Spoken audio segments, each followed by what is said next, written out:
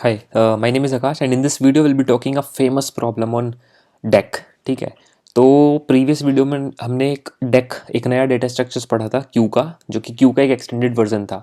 ठीक है, और सबसे पहली बात तो मैं आप लोगों को रिक्वेस्ट करूंगा कि अगर आप इस वीडियो को देख रहे हो तो इस वीडियो को पूरी देखना। ठीक है, वीडियो थोड़ी लंबी हो सकती है बट आखिर में एक बहुत बेहतरीन सॉल्यूशन हम डिस्कवर करेंगे। ठीक है,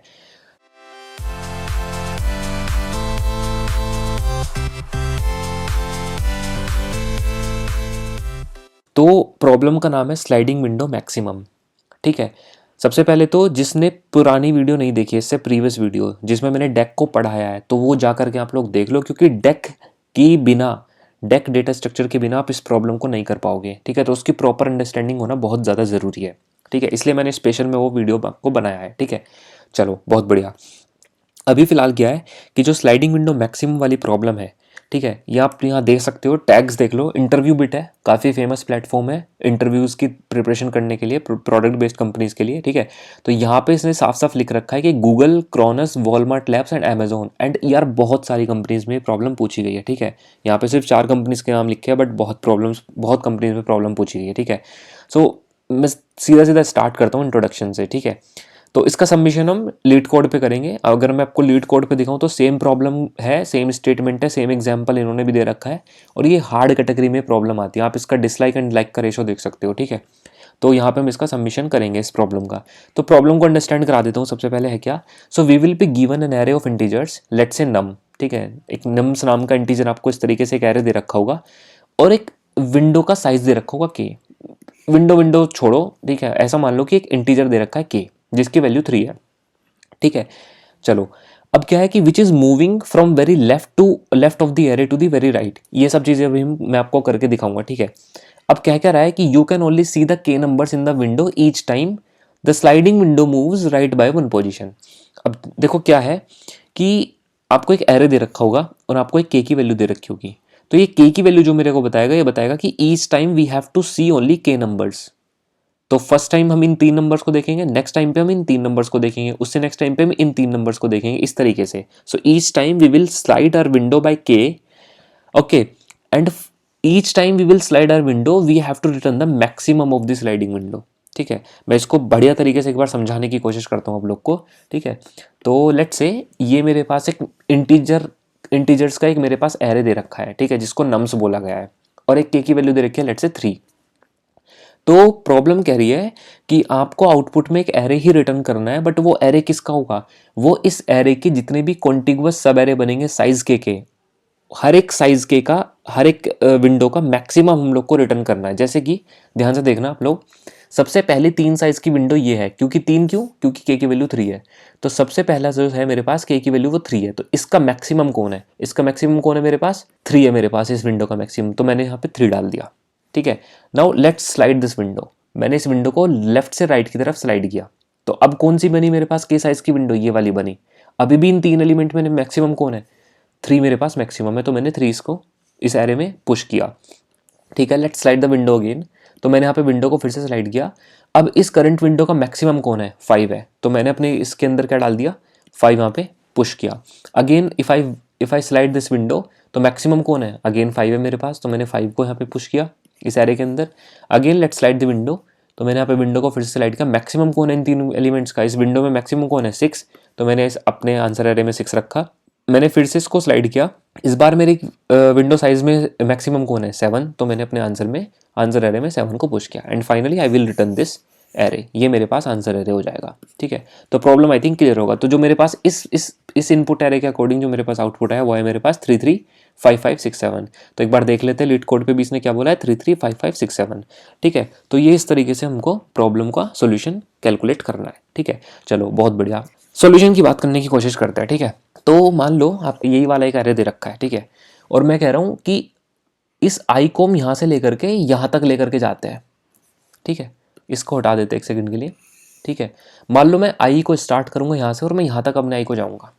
ठीक है, अपने आई को यहाँ से स्टार्ट करके यहाँ तक लेकर के जाऊँगा, और आई की हर एक वैल्यू के लिए मैं क्या करूँगा, के टाइम्स रन करूँगा लूप, अपना के टाइम्स रन करूँगा लूप।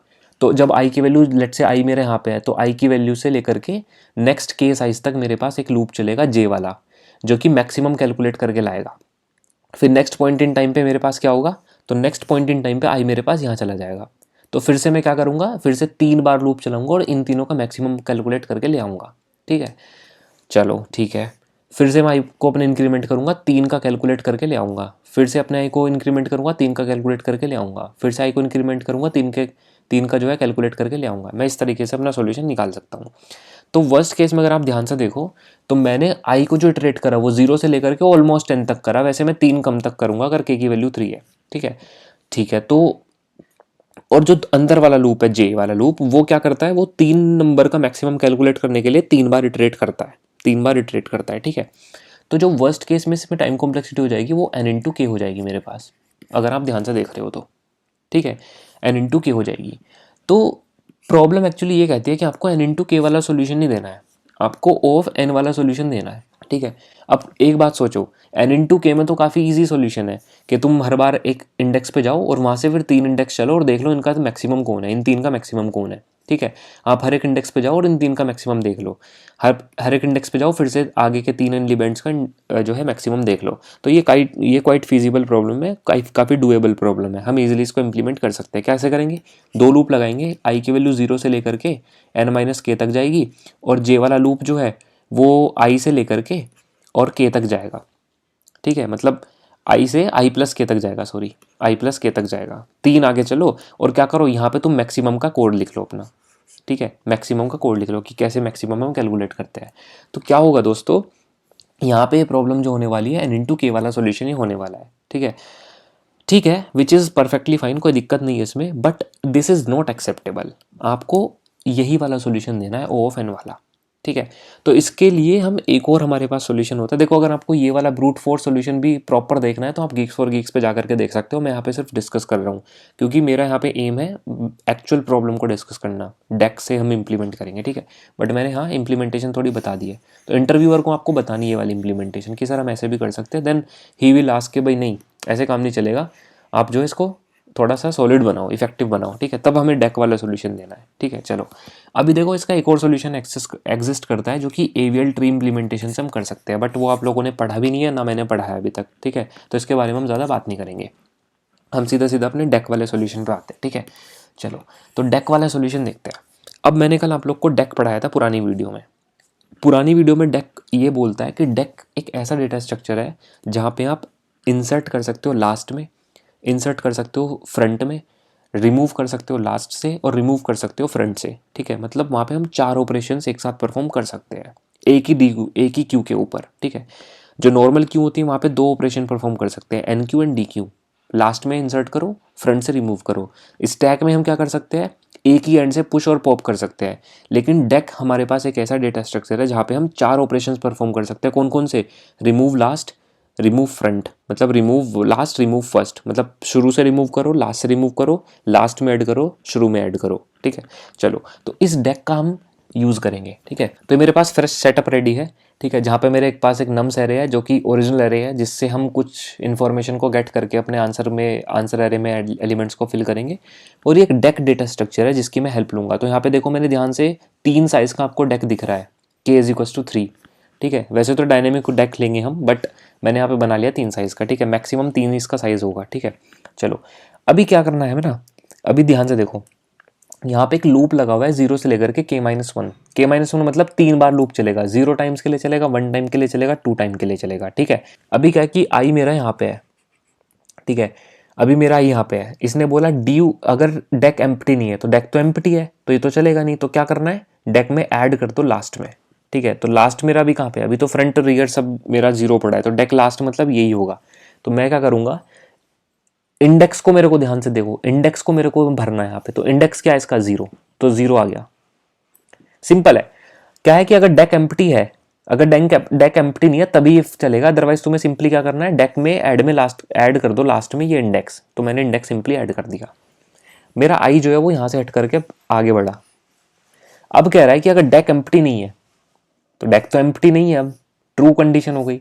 अगर कंडीशन ट्रू हो गई, एंड ये भी चेक करो कि क्या नम्स आई, अभी करंट जो नम्स आई है 3, क्या वो ग्रेटर देन इक्वल है मेरे पास, जो कि जो इंडेक्स इस डेक के लास्ट में पड़ा हुआ है उस इंडेक्स पे जो एलिमेंट यहाँ पे प्रेजेंट है, मतलब इस 1 को अल्टीमेटली मैं चेक कर रहा हूँ कि क्या ये 1 इस 3 से छोटा है, बड़ा है, या फिर आप यूं कह लो कि क्या ये 3 जो करंट एलिमेंट है मेरे पास इंडेक्स नम्स ऑफ आई, ये वाला 3, क्या ये 3 मेरे पास ग्रेटर देन इक्वल है किसके, इस 0 इंडेक्स पे जो एलिमेंट पड़ा है इसके अंदर, 0 इंडेक्स पे कौन पड़ा है 1 के, तो है ऐसा, ट्रू है ये कंडीशन, क्या है ट्रू हुई। अगर कंडीशन ट्रू होती है मतलब कि जो अपकमिंग एलिमेंट जो आप देख रहे हो अगर वो ग्रेटर देन है इस इंडेक्स पे जो वैल्यू पड़ी है, इस इंडेक्स पे जो वैल्यू पड़ी है इस एरे के अंदर, तो हमें क्या करना है, हमें रिमूव करना है डेक के अंदर से। तो डेक के अंदर से क्या रिमूव करेंगे हम, ये 0 यहाँ से रिमूव हो जाएगा, ये 0 यहाँ से रिमूव हो जाएगा, ठीक है।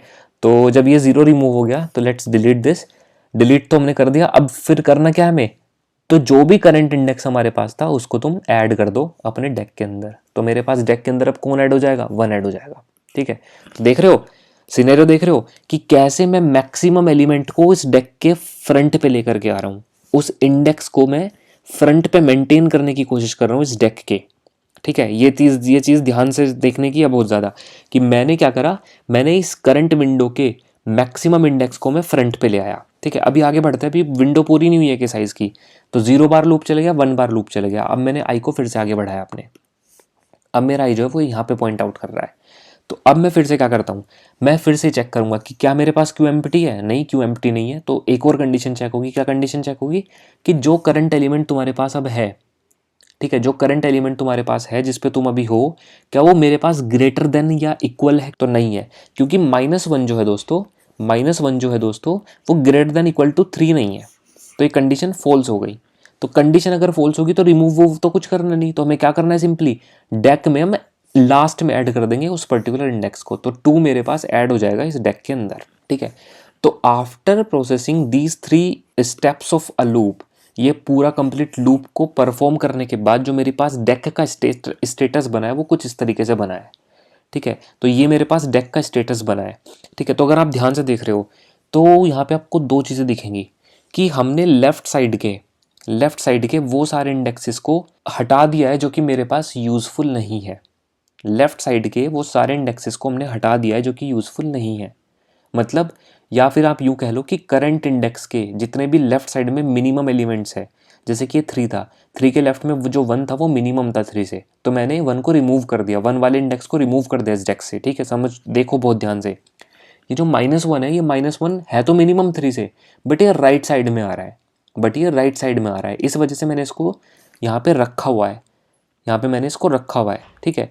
लेट से हो सकता था, इसलिए रखना पड़ रहा है क्योंकि लेट से जब ये वाली विंडो होगी और मान लो कि यहाँ पे एलिमेंट -5 होता, तो इस विंडो का मैक्सिमम साइज कौन होगा, मैक्सिमम एलिमेंट कौन होगा, ये -1 होगा।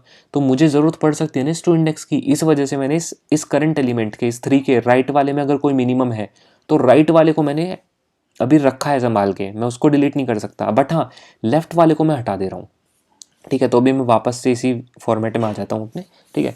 तो अभी क्या है कि मैंने सिर्फ के साइज़ की विंडो को प्रोसेस कर लिया है और अपने डेक के अंदर ये जो स्टेटस मेंटेन्ड है, अब इस स्टेटस से मेरे को क्या करना है, डेक डॉट जो भी फ्रंट है, डेक डॉट जो भी फ्रंट एलिमेंट है वो मेरे पास एक इंडेक्स होगा, तो इस इंडेक्स के नम्स पे जो वैल्यू पड़ी है, इस इंडेक्स पे नम्स में जो वैल्यू पड़ी है उसको मैं अपने आंसर के अंदर स्टोर करा लूँगा, ठीक है। डेक के फ्रंट पे, डेक का फ्रंट कौन है, डेक का फ्रंट कह लो या फिर आप पीक फर्स्ट कह लो, इसको पीक फर्स्ट बोलो इसको, ठीक है।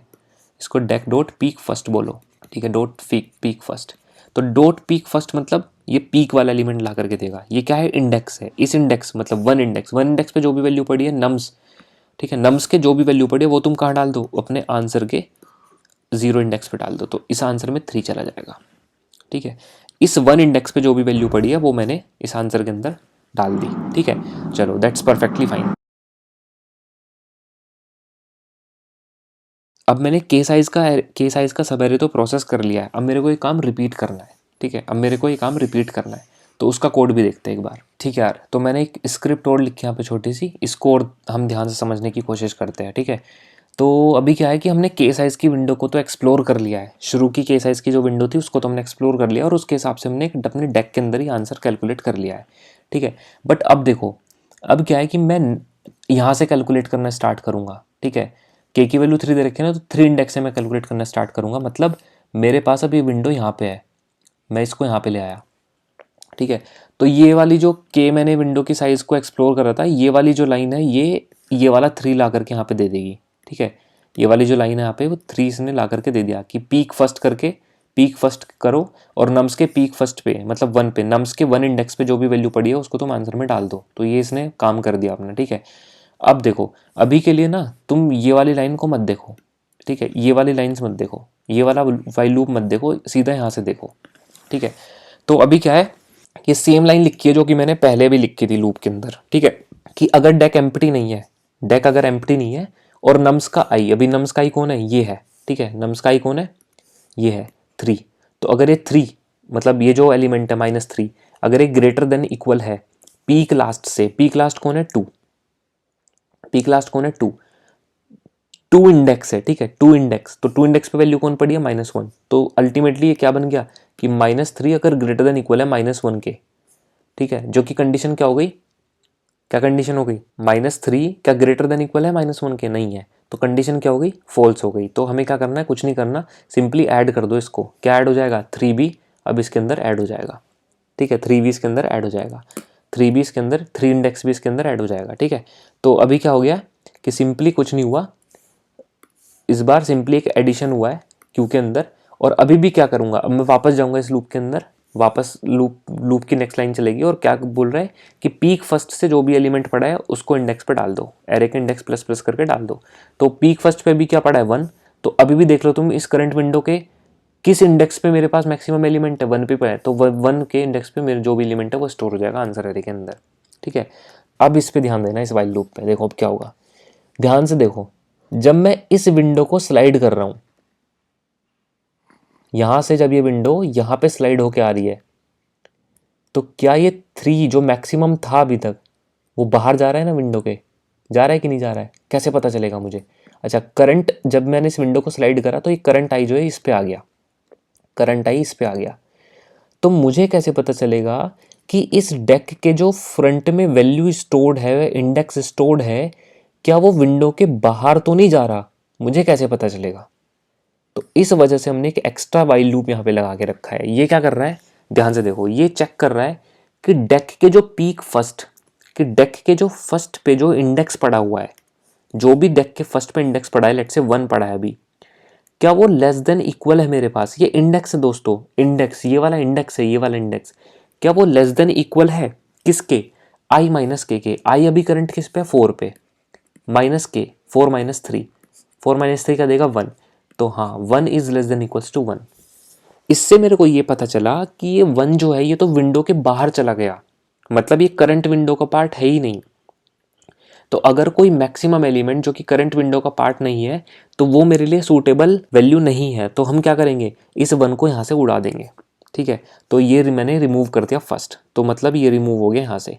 और जब ये रिमूव हो गया तो आपको क्यू का बिहेवियर पता है कि जैसे कोई भी वैल्यू फ्रंट से रिमूव होगी तो फ्रंट आपके पास आगे बढ़ जाता है। तो मैं एक काम करता हूँ, इस 2 को यहाँ ले आता हूँ और इस 3 को यहाँ पे ले आता हूँ।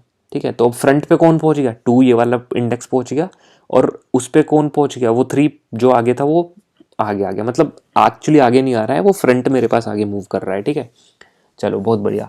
तो अभी क्या है कि फिर से मेरे पास ये सेम चीज़ रन होगी और मैं ये भी चेक करूँगा कि क्या करंट एलिमेंट जो 5 मेरे पास आया है, जो करंट एलिमेंट 5 है, क्या वो मेरे पास ग्रेटर है जो कि पीक लास्ट पे पड़ा हुआ है। पीक लास्ट पे कौन पड़ा हुआ है, 3।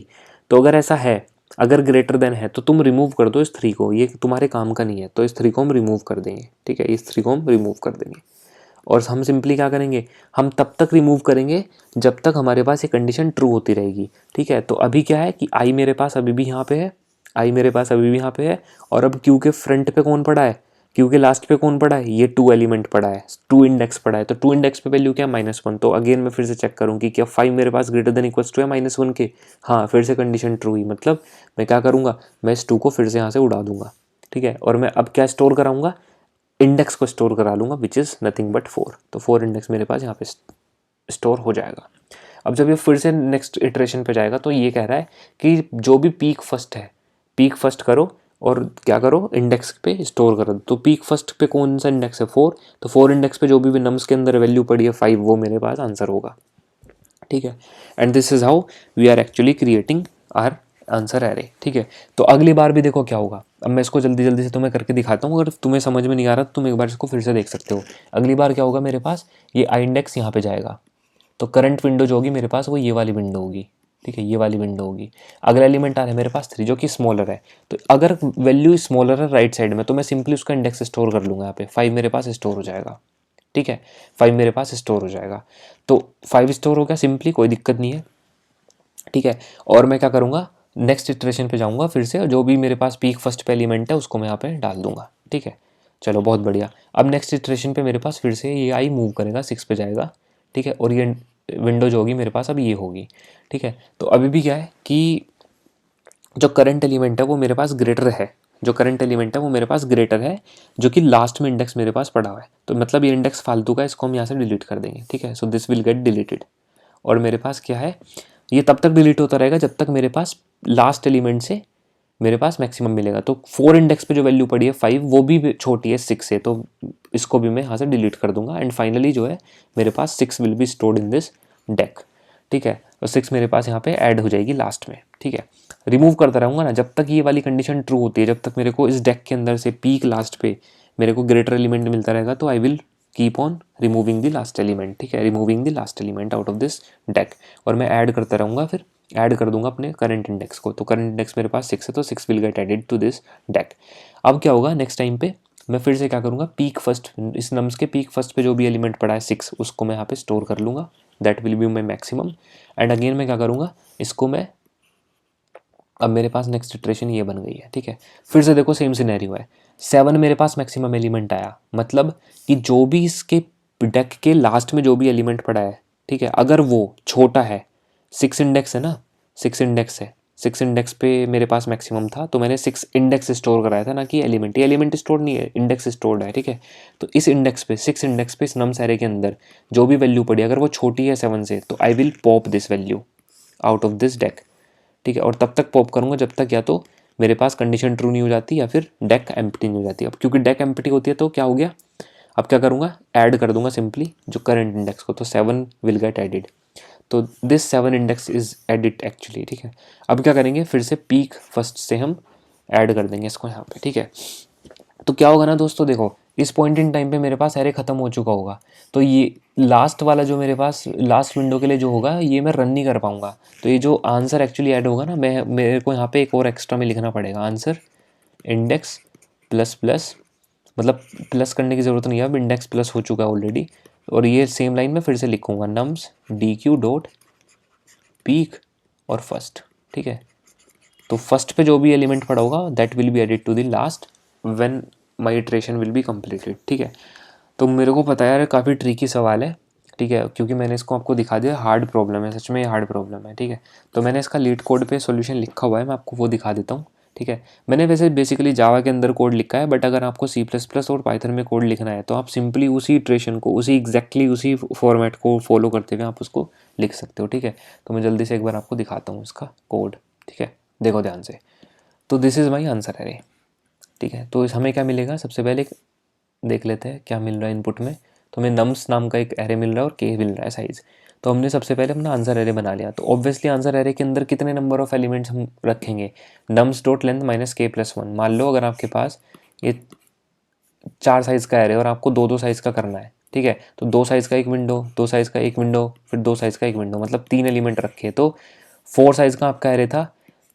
3 आपके पास के साइज़ आपका कितना था, 2, तो +1, तो 4 - 2 +1, तभी तो आपके पास 3 मिला आपको, तभी तो 3 एलिमेंट रख पाओगे आप। तो नम्स डॉट लेंथ माइनस के प्लस 1 आपको एरे का साइज रखना पड़ेगा आंसर के लिए।